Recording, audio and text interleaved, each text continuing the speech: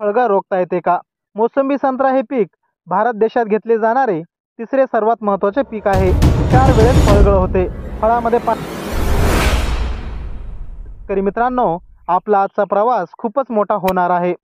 आपल्याला खूप साऱ्या प्रश्नांची उत्तरे आज शोधायची आहेत. म्हणजेच मोसंबी पिकाची फळगळ किती वेळेस होते, फळगळ का होते, याची कारणे काय आहेत व फळगळ रोखता येते का?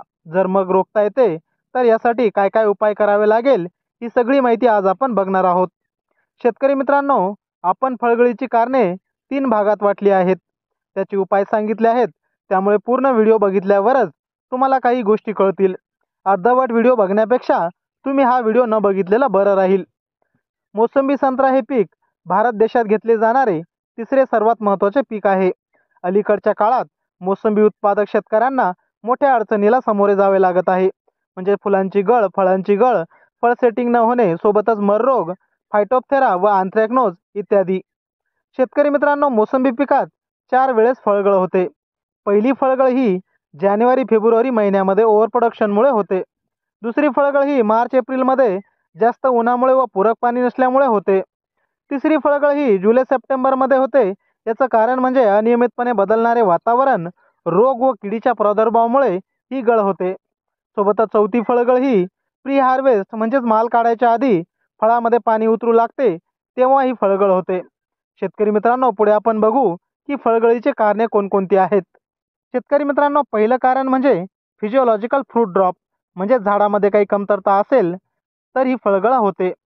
दुसरं कारण म्हणजे रोगामुळे होणारी फळगळ म्हणजेच पॅथॉलॉजिकल फ्रूट ड्रॉप. आणि तिसरं कारण म्हणजे किडीमुळे होणारी फळगळ म्हणजे एंटोमॉलॉजिकल फ्रूट ड्रॉप. तर शेतकरी मित्रांनो, आपण डिटेलमध्ये जाणून घेऊ ही कारणं काय काय आहेत व त्यावर काय काय उपाय करावे लागतील. तर शेतकरी मित्रांनो, फिजिओलॉजिकल फ्रूट ड्रॉप म्हणजे जेव्हा फळे 1 ते 4 सेंटीमीटरचे होते तेव्हा ते आपोआप किंवा नैसर्गिकरित्या फळगळ आढळू लागते. शक्यतो कार्बोहायड्रेट्स, पाणी व हार्मोन्स इम्बॅलन्समुळे ही गळ आढळते. जेव्हा ऑक्झिन्स या हार्मोन्सपेक्षा इथिलीन या हार्मोन्सचे प्रमाण वाढते तेव्हा पेशीभित्तिका फाटते व फळाच्या वरच्या बाजूला ऑक्झिन्स ढकलले जाते. त्यामुळे फळ हे तुटून खाली पडते. सोबतच 35°C तापमान अधिक असेल व पाणी कमी असेल तर ही फळगळ आढळते. तर मग आपण बघू की फिजिओलॉजिकल फ्रूट ड्रॉप कशा प्रकारे रोखता येईल. शेतकरी मित्रांनो, सुरुवातीला 5 ग्राम सिक्वेल झिंक, 5 ग्राम सिक्वेल फेरस सोबत 5 किलो शेणखत प्रति झाडाच्या खड्ड्यात जुलै महिन्याच्या पहिल्या आठवड्यात मिक्स करून टाकून द्यावी.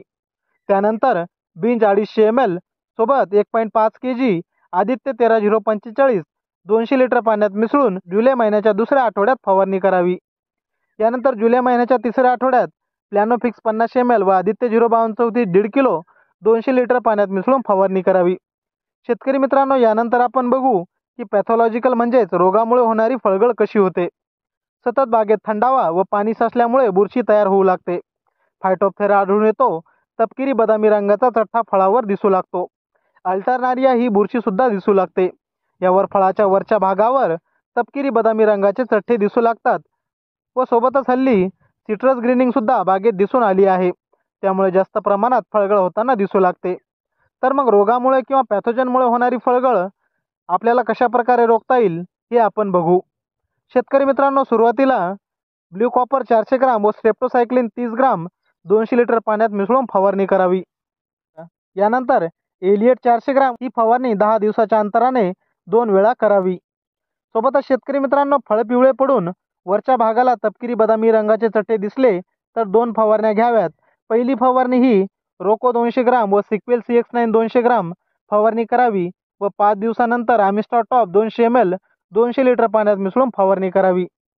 शेतकरी मित्रांनो, पुढे आपण बघू की एंटोमॉलॉजिकल फळगळ म्हणजे किडीमुळे होणारी फळगळ कशा प्रकारे रोखता येईल व कशा प्रकारे ही फळगळ आढळू लागते.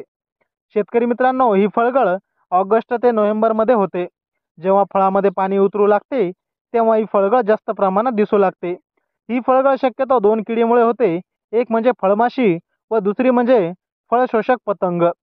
पतंग हे रात्रीच्या वेळी फळाला पंक्चर करून त्यातील रस पिऊन घेते व फळ पिवळे पडून फळ गळू लागते. तर फळमाशी ही सुद्धा फळाला पंक्चर करून त्यातील रस पिऊ लागते. परंतु फळमाशी ही फळाला पंक्चर करून आतमध्ये अंडे घालते, त्यामुळे फळ आतून खराब होते. तर मग पुढे आपण बघू की याला कंट्रोल कशा प्रकारे करता येईल. सुरुवातीला मिथिल इजेनॉल बेस एकरी 8 ते 10 सापळे लावावे व दर 15 ते 20 दिवसाला बदलून घ्यावेत. सोबतच सगळी खराब फळे गोळा करून नष्ट करावीत व बागेत रात्री धूर करावा. सोबतच 10 ml मॅलाथोन 50% प्लस 100 ml मोसंबीचा रस प्लस 100 ग्राम गूळ 900 ml पाण्यात मिसळून प्लॅस्टिकचा सापळा तयार करून बागेत लावावा. यानंतर नीम ऑइल 400 ml पाण्यात मिसळून फवारणी करावी. शेतकरी मित्रांनो, अशा प्रकारे आपण आपल्या मोसंबी पिकातील फळगळ 70 ते 80% रोखू शकतो. जर ही माहिती तुम्हाला आवडली असेल तर आपल्या यूट्यूब चॅनलला लाईक करा, शेअर करा, कमेंट करा व सबस्क्राईब करायला विसरू नका. धन्यवाद.